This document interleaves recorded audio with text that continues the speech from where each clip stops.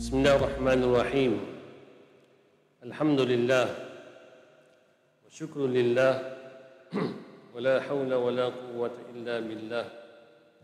Allahumma salli wa sallim ala sayyidina Muhammad wa ala ali sayyidina Muhammad miftahi bab rahmatillah adada ma fi ilmillah salatan wa salaman daimaini bidawami mulkillah wa ala alihi wa sahbihi wa man wala. Syukur kita kehadirat Allah Subhanahu wa taala yang mana dengan limpahan taufik dan hidayatnya memberikan kita akan kurungan masa untuk sama-sama untuk terus berada dalam majlis yang baik lepas melakukan solat berjemaah disusuli pula dengan solat tarawih 8 rakaat dan witir 3 rakaat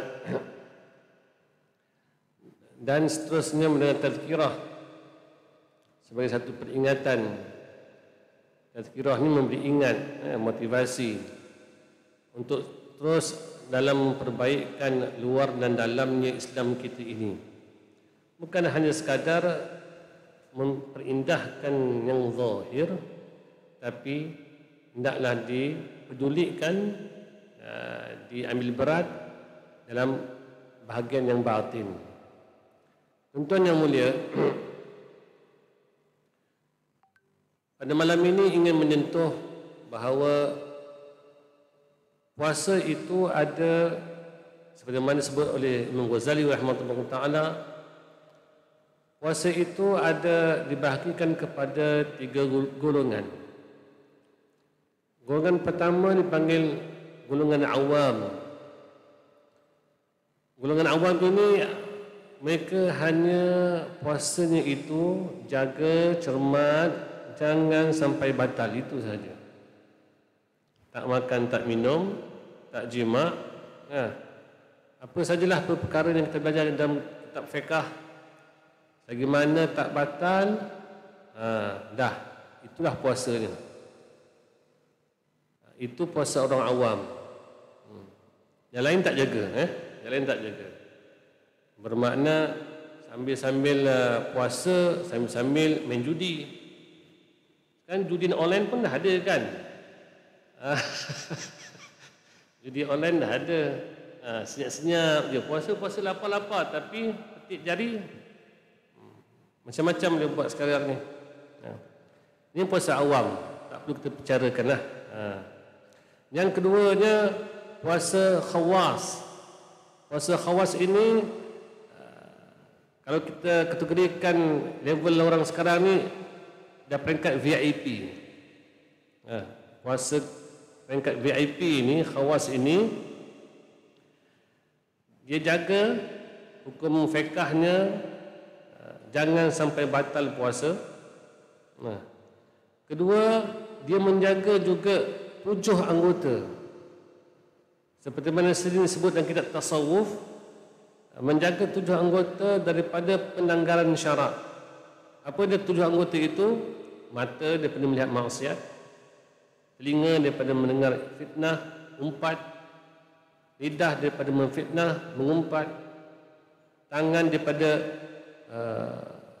merotan orang sampai berdarah-darah. Itu.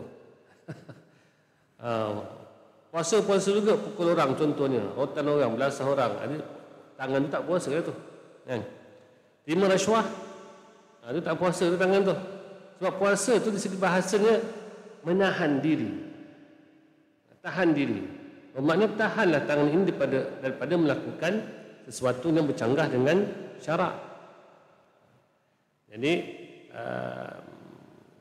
jaga mata, telinga, lidah, ini mulut kita, 2 tangan, 2 kaki daripada melangkah tempat yang dimurkai Allah. Itu yang kelima. Yang keenam itu jaga perut. Pelihara perut kita daripada disumbat dengan sesuatu yang makruh, sesuatu yang syubhat, apatah lagi yang haram. Bukan kata syubhat haram, yang halal itu pun jangan terlampau penuh. beri ruang sikit untuk udara di situ. Ingat, benda yang halal itu ianya diambil, ianya dihisap. Ada pun yang haram diambil, ianya diazab. Jadi kita takut yang halal tu ada terambil hak orang pula. Memang di segi penghalusan dalam ilmu tasawuf itu, bagi mereka yang mendekatkan diri pada Allah Ta'ala, kan disentuh supaya kurangkan makan. Kita Ramadan ini kita disuruh buka puasa, bukan buka ampang. Mana ampang tu? Ni, ampang ni. Ni ampang. Ampangan dam ni sebelah ni. Buka. Jadi cakutiau masuk, mi bandung masuk, goreng semua masuk. Jadi hilanglah fadilat puasa tu sebab apa? Halal ustaz. Memang halal, tetapi yang banyak makan tu lah bengap. Anak-anak kita yang banyak makan ni kesudahannya apa? Payah. Nak gerak pun payah, mengantuk pun datang dan sebagainya lah. Nak belajar pun malas. Justru tu badan ringan lebih kuat ibadat. Lebih senang kita beribadat, bergerak. Namun kita kena betulkan niat kita. Memang niat nak puasa itu kerana menjunjung perintah Allah, bukan nak diet. Kalau puasa nak diet itu tak adalah tujuannya nak apa. Memang kerana Allah lah ibadat, bukan nak diet. Jadi di samping ibadat puasa itu nanti diet itu datang sendiri. Tetapi biar luruskan hati kita, ibadat itu kerana Allah. Jadi halal itu pun ambil yang sekadar perlu saja untuk menjadikan tulang belakang. Begini, memang kita sering dengar dinasihati, makan ketika lapar, berhenti sebelum kenyang. Ini satu lagi tambah, berhenti bila rasa sedap. Rasa sedapnya berhenti terus. Itu bagus. Kita sebab sedap kita makan. Mana ingat lagi berhenti sebelum kenyang, tak ingat sebab sedap. Justru itu rasa sedapnya berhenti terus. Tapi orang kalau nak mengelat, boleh je mengelat. Tak sedap Ustaz, ni makan lagi. Dia apa setip diberi pun hujah Quran dan hadis pun tak jalan. Sebab apa? Nafsu menguasai kita. Dia yang membetulkan mindset kita tu. Ubah mindset kita tu. Padahal kita nikmat makan itu hanya terasa sampai di tekak sahaja, sedapnya itu. Tak pernah pun kita merasai perut kita itu rasa sedap macam mana. Tak ada rasa sedap. Jadi jaga perut, jangan letakkan, simpankan makanan yang syubhat dan juga yang haram apatah lagi.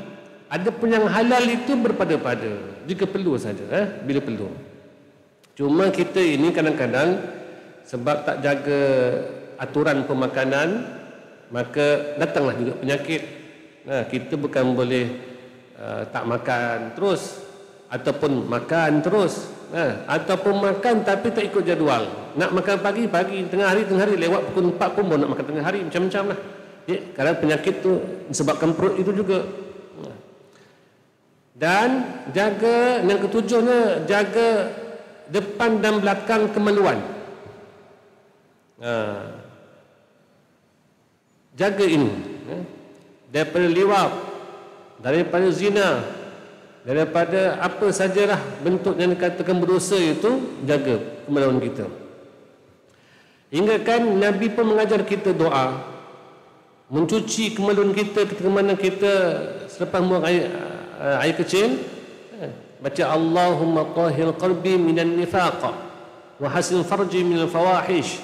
Ya Allah, peliharalah Allah, ya Allah cucikanlah kemaluanku. Allah tahhir qalbi minan nifaq, ya cucikanlah hatiku itu, hatiku daripada sifat munafik, nifaq, dan peliharalah kemaluanku daripada perkara-perkara yang merosakkan.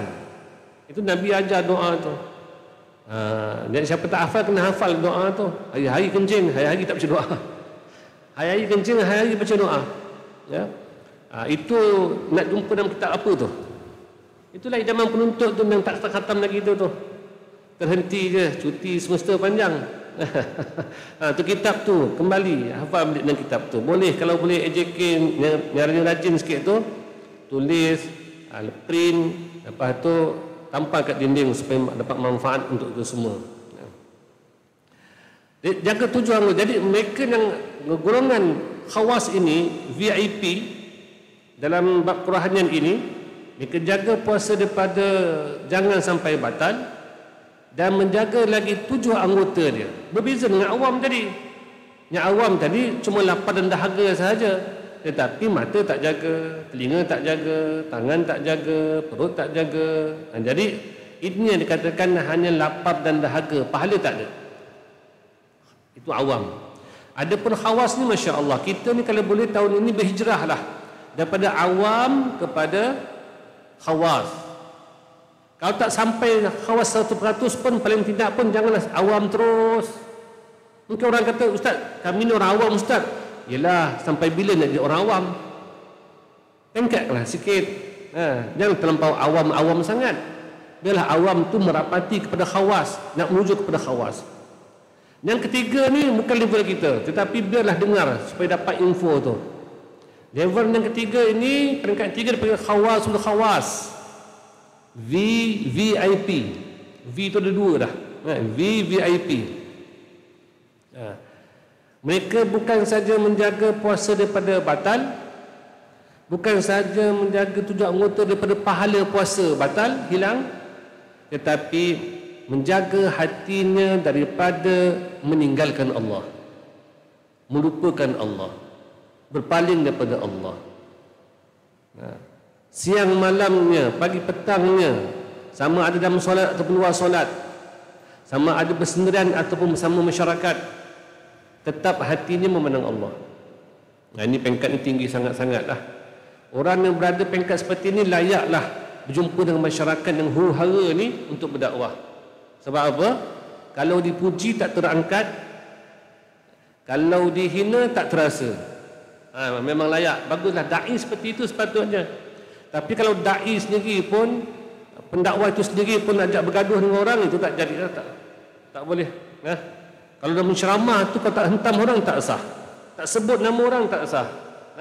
Inilah yang telah mencemarkan budaya dalam dakwah itu. Budaya hentam-menghentam, cerca-mencerca, kata-mengata, kadang-kadang tanpa segan silu terus sebut nama orang ni lagi. Itu masalah tu. Begini, satu tip petua.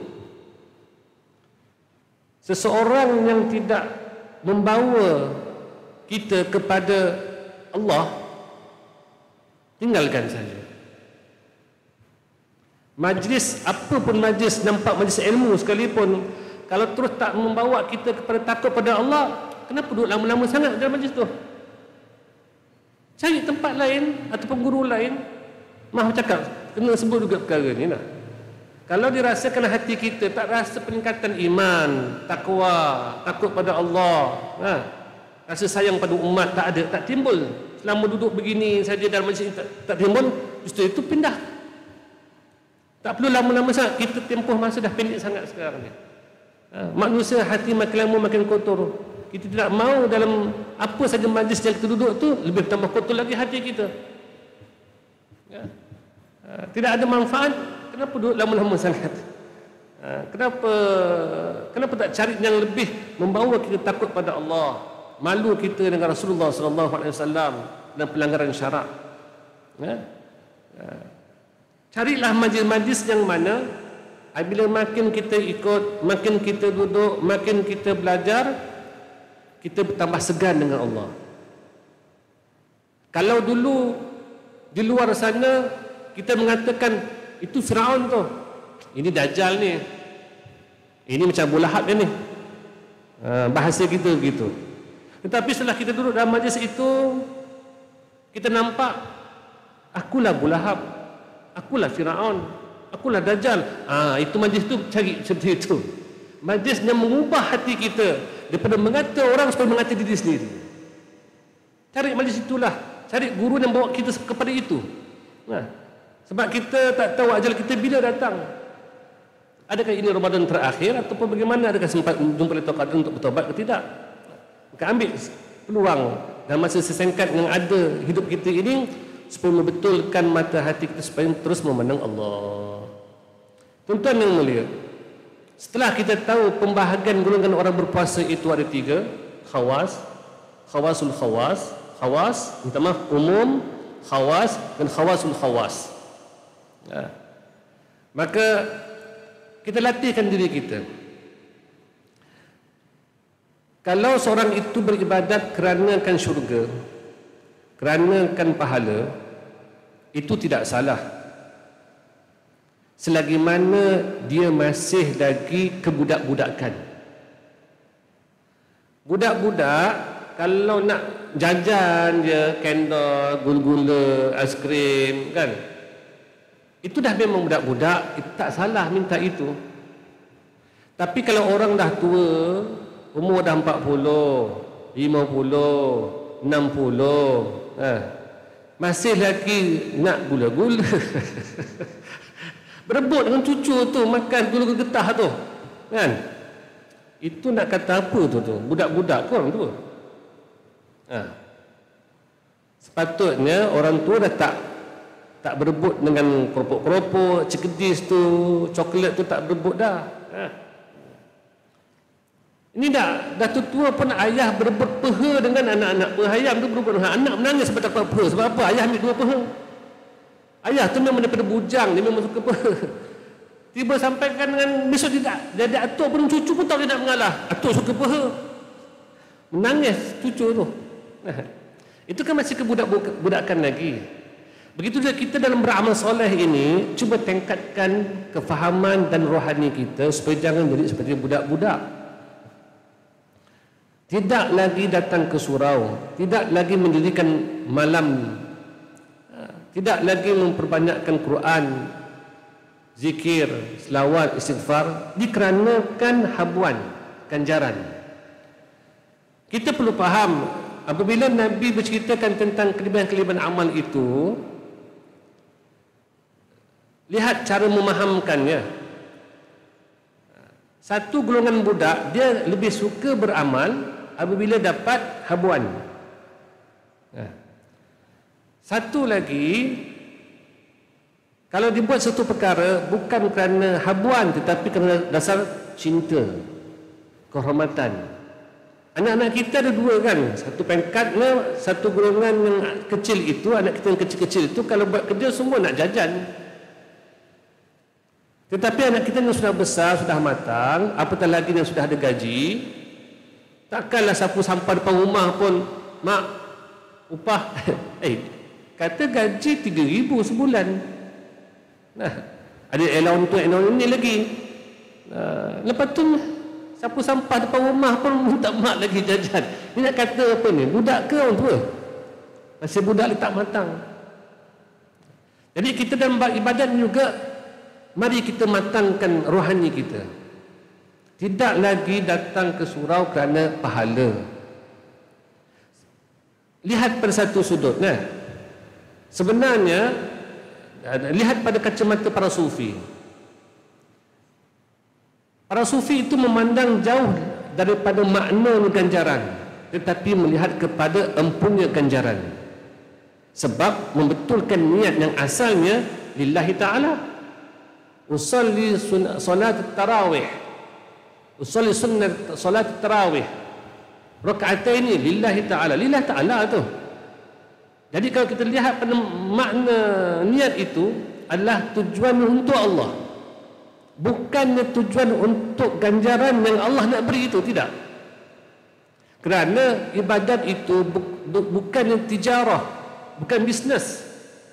Bisnes ni beri dapat, itu bisnes. Beri duit dapat barang. Para sufi tidak mengatakan mereka itu beribadat, tetapi mereka mengatakan mereka itu berkhidmat.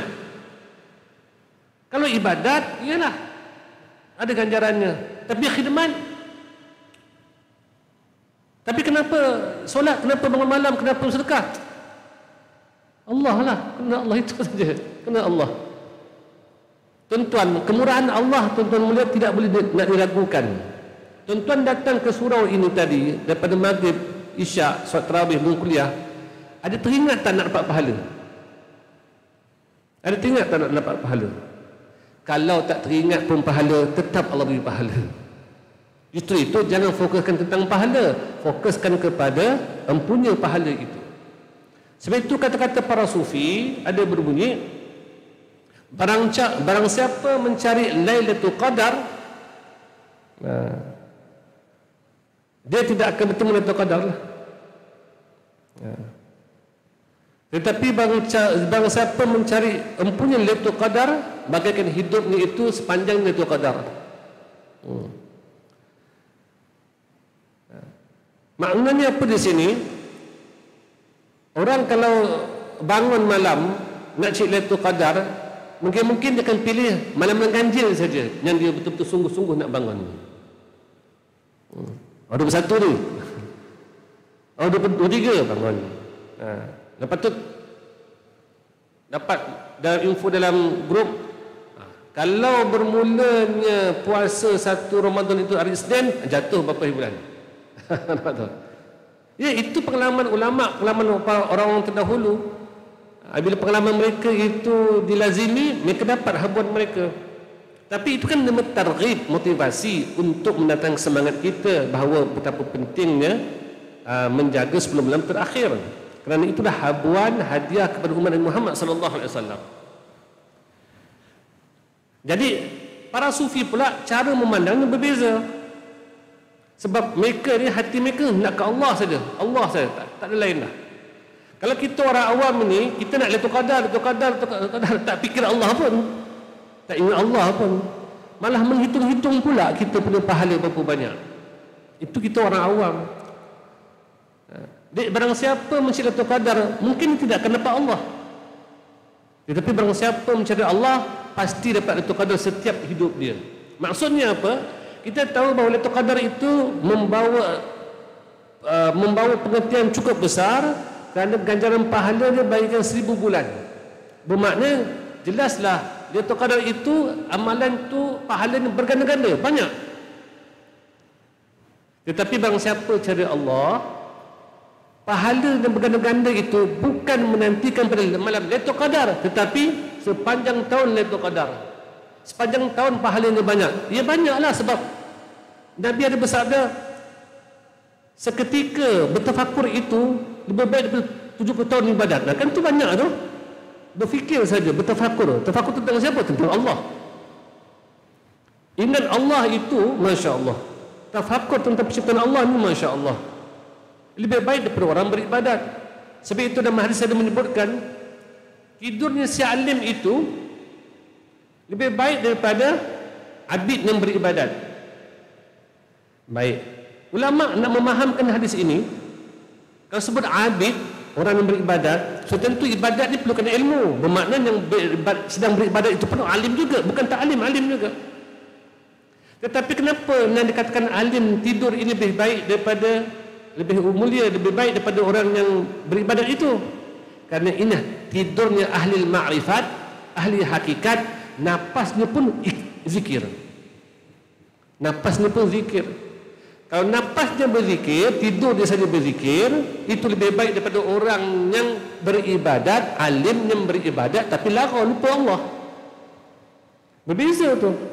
Berbeza. Sebab itu para sufi itu dia tidak memikirkan tentang bilangan rakaatnya, bilangan helaian Quran yang dibaca, tasbih berapa banyak yang dipetik. Bermakna bukan kuantiti, bukan, tetapi hanya mereka memfokuskan kepada kualiti ibadat itu. Kualiti ibadat ialah ingat Allah, ada Allah. Dan ingat Allah itu bukan dalam solat, bukan. Ingat Allah itu setiap pernafasan.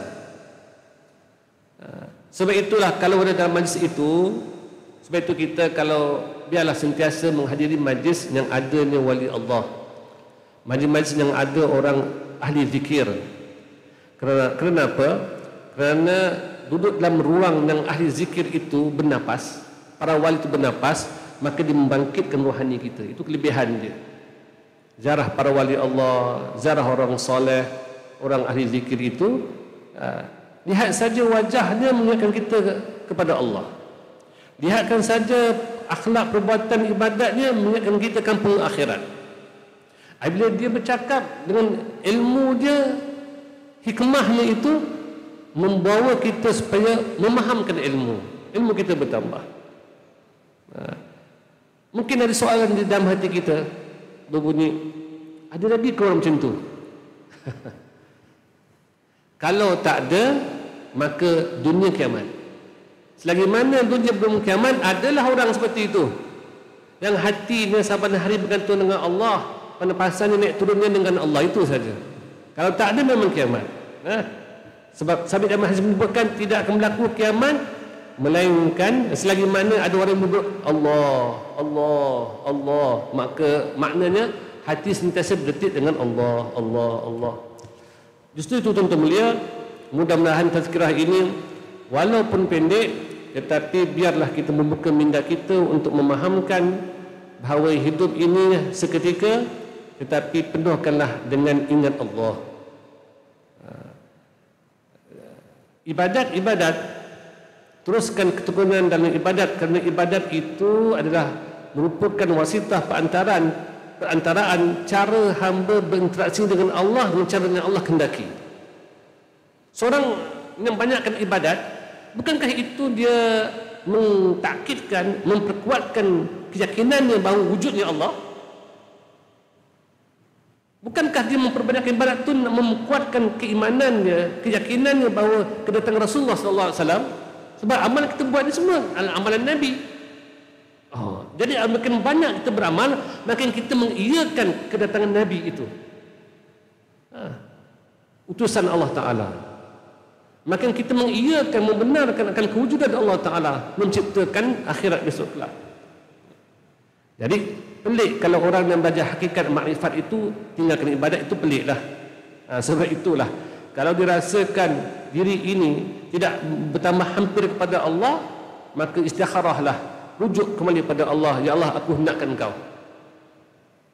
Maka ulama menyebutkan kita tidak boleh tahu siapakah orang yang boleh bawa kita pada Allah.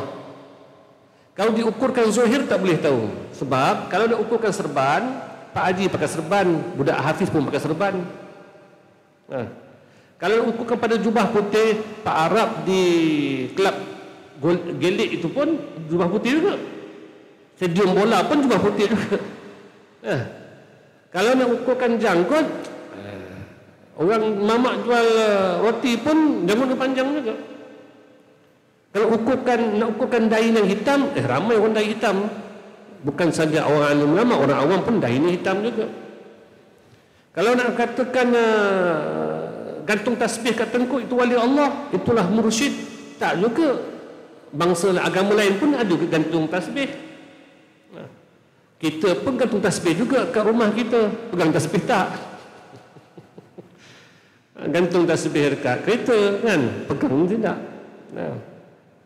Jadi rupa-rupanya tak boleh diukur kira daripada rupa zahir. Maka ulama buat satu tip, satu petua. Apa dia? Bulatkan hati hendakkan Allah, maka Allah akan tunjukkan siapakah orang yang akan bawa kita kepada Allah. Allah akan akan gerakkan hati kita cari kepada pengajian yang mengislahkan diri, guru yang membawa kita penyucian hati, barulah kita akan selamat daripada sebarang tipu daya. Jadi sebelum bertemu dengan mursyid ataupun guru yang boleh bawa kita pada Allah Ta'ala, maka ulama menyarankan kita supaya memperbanyakkan selawat kata juga besar Muhammad SAW. Tak kiralah sama ada dapat sanad, dapat ijazah ke tidak, yang penting selawat saja. Selawat pendek-pendek pun Allahumma salli ala sayyidina Muhammad wa ala sayyidina Muhammad pun tak apa. Tetapi ketika mana kita berselawat tu biar ada penghayatan bahawa selawat ini adalah perintah Allah Ta'ala, yang mana Allah sendiri pun buat. Inna Allah wa malaikatu yusholluna 'alan nabi. Ya ayyuhallazina amanu shallu 'alaihi wa sallimu taslima. Allahumma shalli 'alaihi wa ala alihi. Sesungguhnya Allah Ta'ala itu dia perintah kita berselawat. Allah berselawat. dan malaikat yang tak berdosa pun berselawat. Justru itu, apatah lagi kita yang hamba Allah dan juga yang banyak dosa ni, banyakkan selawat. Allah perintah kita berpuasa, dia tak puasa. Allah perintah kita solat, Allah tak solat. Allah perintah kita zakat, Allah tak zakat. Tapi Allah perintahkan kita supaya berselawat, dia juga turut berselawat. Bermakna kelebihan selawatnya amat besar. Jangan tinggalkan selawat. Jangan tinggalkan selawat. Paling kuranglah untuk orang awam kita ni 300. Paling kurang. Jadi sementara nak sampai ke pejabat tu dengan jam-jam tu 300 tu lebih dah. Bukan kata nak sampai kat Kuala Lumpur, mungkin nak batu kes tu pun dah selesai dah 30 tu. Start enjin kereta syawab pelahat Allahumma salli alaihi wasallam sampai kat batu kes tu dah selesai dah. Ini sebagai satu motivasi dah supaya kita sentiasa memperbanyakkan selawat. Mudah-mudahan apa yang kita dengar ini dapat membaikkan lagi cara kita beramal, keimanan kita kepada Allah Taala. Wabillahi taufiq hidayah. Kita doa, kita sudahi dengan doa insyaallah. Rabbana taqabbal innaka samiyul alim innaka taqabbal Allahumma haqqan haqqan warzuqna ittiba'ah. Wa ijtaba Allah na'udzu bika min fa wa naqbina yakhsha wa min fa'u du'a isma Allah faqina fi din wa rahmatika rahimin. Allahumma tabarakna ala Allahumma aftah lana futurna wa salli ala Muhammad wa ala alihi min siyadan min ikram. Ya Fatah jangan bismillahirrahmanirrahim faskan riba. Wa sallallahu alaihi wa ala alihi wa sallam alhamdulillah min Fatihah.